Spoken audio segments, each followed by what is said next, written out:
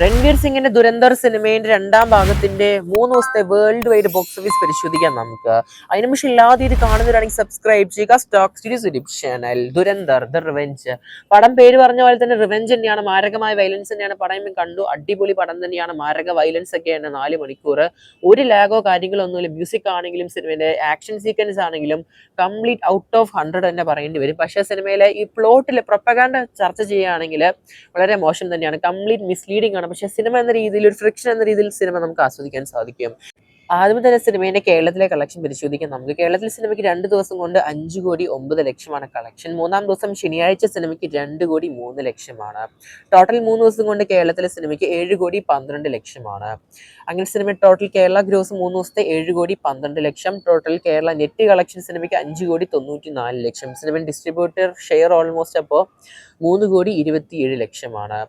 എന്തായാലും ദുരന്തർ സിനിമയുടെ ആദ്യ ഭാഗം വെച്ച് കമ്പയർ ചെയ്യുമ്പോൾ 3 ദിവസം കൊണ്ട് സിനിമയ്ക്ക് വെറും 60,00,000 മാത്രമാണ്. അന്ന് സിനിമയ്ക്ക് വലിയൊരു ക്യാൻവാസിലായിരുന്നില്ല റിലീസ് എന്ന് പറയാം നമുക്ക്.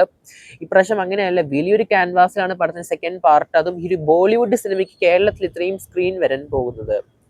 എന്തായാലും സെക്കൻഡ് ഫാസ്റ്റസ്റ്റ് 500 കോടി സിനിമയിലോട്ട് വന്നിരിക്കുകയാണ് Dhurandhar second part the revenge എന്ന സിനിമ.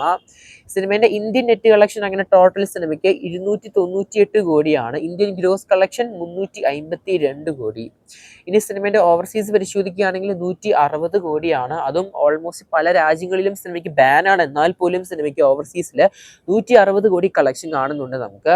അങ്ങനെ ടോട്ടൽ സിനിമയ്ക്ക് 3 ദിവസം കൊണ്ട് വേൾഡ് വൈഡ് 512 കോടിയുടെ കളക്ഷൻ കാണാൻ സാധിക്കുന്നത്. കേരളത്തിൽ മാത്രം സിനിമയ്ക്ക് 7,10,00,000 കളക്ഷൻ കാണാൻ സാധിക്കുന്നത്. ഇതിൽ റെസ്റ്റ് ഓഫ് ഇന്ത്യ മാത്രം സിനിമയ്ക്ക്, ഇന്ത്യയുടെ മറ്റ് ഭാഗത്തേക്കായിട്ട് മാത്രം സിനിമയ്ക്ക് 338 കോടിയുടെ കളക്ഷൻ കാണാൻ സാധിച്ചത്. എന്തായാലും നല്ലൊരു കളക്ഷൻ തന്നെയാണ് ഇന്ത്യയിൽ നിന്ന് മാത്രം സിനിമയ്ക്ക് കാണാൻ സാധിക്കുന്നത്. എന്തായാലും സിനിമയുടെ ഫൈനൽ കളക്ഷൻ എത്ര വരെ പോകുമെന്ന് കൺഫേം ചെയ്യുക കമന്റ് ബോക്സിൽ വന്നിട്ട്. എന്തായാലും ഡെങ്കൽ സിനിമയുടെ ഫൈനൽ കളക്ഷൻ തകരാനുള്ള എല്ലാ ചാൻസും കാണുന്നുണ്ട്.